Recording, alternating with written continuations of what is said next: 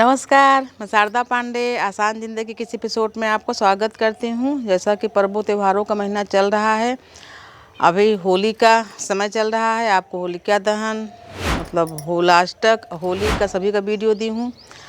होली के दिन ही यानी कि 13-14 मार्च को 14 मार्च को ही होली है, 14 मार्च को ही चंद्र ग्रहण है। 14 मार्च को ज्यों ही होलाष्टक समाप्त होगा त्यों ही लग जाएगा खर मास, जिसमें सभी एक महीने के लिए शुभ मांगलिक कार्य बंद हो जाएंगे।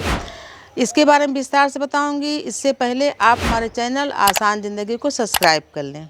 मैं कहती हूँ सब्सक्राइब कर लें, आप सब्सक्राइब का बटन नहीं दबाते, सिर्फ मैं कहती हूँ। सब्सक्राइब का बटन दबाएंगे, आगे सभी वीडियो आपको समय से मिलते रहेंगे। होलाष्टक यानी 7 मार्च से शुरू होके 14 मार्च को समाप्त हो जाएगा। तो आप लोग सोचेंगे चलो उसके बाद शुभ कार्य करेंगे। 14 मार्च से ही मीन संक्रांति शुरू हो जाएगी, यानी सूर्यदेव कुंभ राशि से निकल के मीन राशि में आ जाएंगे, जो कि 1 महीने तक चलेंगे। तभी होता है खर मास। जब भी गुरु के राशि में सूर्य प्रवेश करते हैं तो उस समय लगता है खर मास। ये पिछले दिसंबर में 16 दिसंबर से 14 जनवरी तक लगा था, जब सूर्य भगवान धनु राशि में गए थे।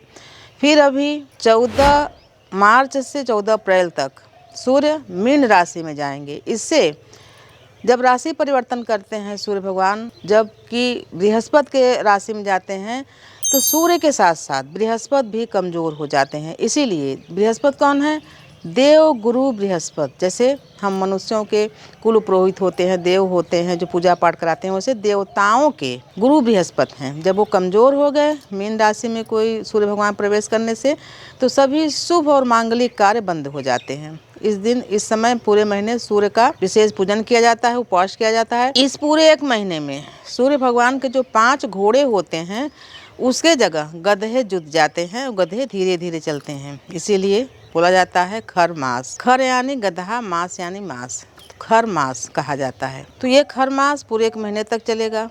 इस खर मास के दौरान ब्याह, सगाई, तिलक, परीक्षा, जनेऊ, उपनयन संस्कार, गृह प्रवेश, गृह प्रारंभ, मुंडन, बहुत सारे शुभ कार्य बंद हो जाएंगे। कैलेंडरों में, पंचांगों में आप देखेंगे तो आपको विवाह, उपनयन संस्कार, मुंडन भी 10 तारीख को दिखा रहे हैं। लेकिन ऐसे में आप कोई भी शुभ कार्य न करें। आगामी समय में यानी जब सूर्य अपने उच्च राशि मेष राशि में प्रवेश करेंगे 14 अप्रैल से, उस समय से सभी शुभ और मांगलिक कार्य शुरू हो जाएंगे। उस समय से सभी शुभ और मांगलिक कार्य आप करें। जैसे दुकान का उद्घाटन करना है, जैसे दुकान आपकी बन के तैयार है, आपको उद्घाटन करना है, कोई भी शुभ कार्य करना है, नया जो काम करना है, वो सब चीज़ें नहीं करनी चाहिए। तो जो ये मीन संक्रांति है, इसका विशेष मुहूर्त भी है। इसमें भी स्नान, दान, पूजा पाठ किया जाता है।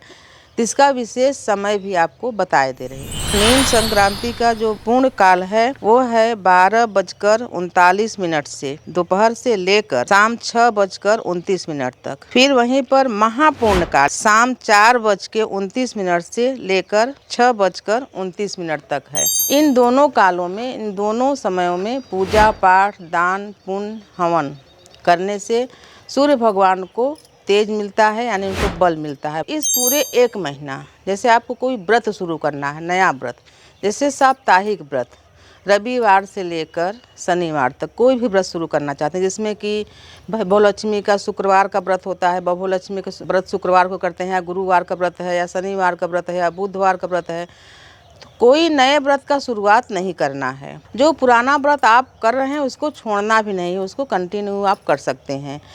एक व्रत और उद्यापन है 16 सोमवार का। जैसे आप पहले से कर रहे हैं तो उसको करते रहेंगे, लेकिन अगर 16 सोमवार इसी खर मास में पूरा हो जाता है तो इसकी विधि होती है कि 16 सोमवार पूरा होते ही उसका उद्यापन कर देना चाहिए, चाहे छोटी ही पूजा हो, तभी उस व्रत को छोड़ना चाहिए। 16 सोमवार जब आप करते हो तो इस बीच में अगर 16 सोमवार किसी भी कारण से एकाक सोमवार आप नहीं किए तो इसकी मान्यता है कि आपको फिर से दोबारा से पहले 1 दिन से सोमवार का उठाना पड़ेगा व्रत।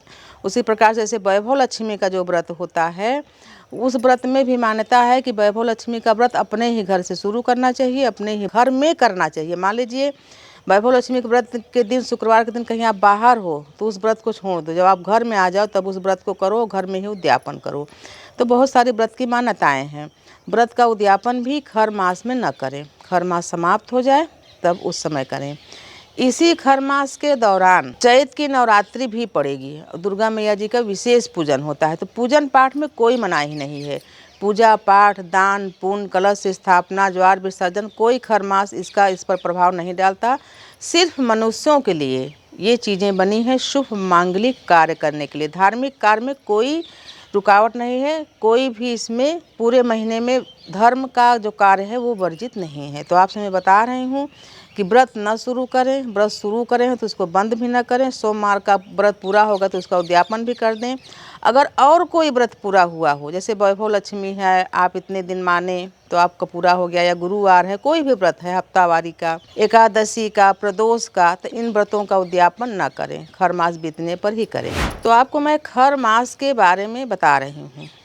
तो जो ये चैत की नवरात्रि होती है लगभग खर मास में ही पड़ती है। तो जैसे मान लीजिए आपको चैत के नवरात्रि का व्रत उठाना है, तो चैत के नवरात्रि का व्रत भी कभी कभी ऐसा होता है कि खर मास में नहीं पड़ता, लेकिन ये धर्म से संबंधित है, क्योंकि नवरात्रि जो है धर्म से संबंधित है। आप अगर इसको चाहें तो उठा सकते हैं इस व्रत को, लेकिन मतलब अक्सर लगभग चैत की नवरात्रि खर मास में ही पड़ती है।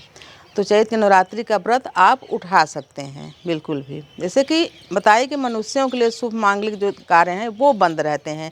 जैसे गृह प्रवेश हुआ, ये मानव के लिए है। भगवान तो गृह में जाते नहीं, मानव रहता है। मुंडन कराना हुआ किसका होता है? छोटे बच्चों का होता है। इसीलिए अगर आप चैत की नवरात्रि का व्रत करना चाहें, व्रत को शुरू कर सकते हैं। क्योंकि जैसे ऐसे तमाम व्रत हैं जबकि नहीं शुरू करना चाहिए, उसमें शुरू किया जाता है और समापन भी किया जाता है। जैसे जो भादों महीने की जो लक्ष्मी व्रत किया जाता है भादों में, उसका समापन कब होता है? उसका समापन होता है पितर में, अष्टमी में।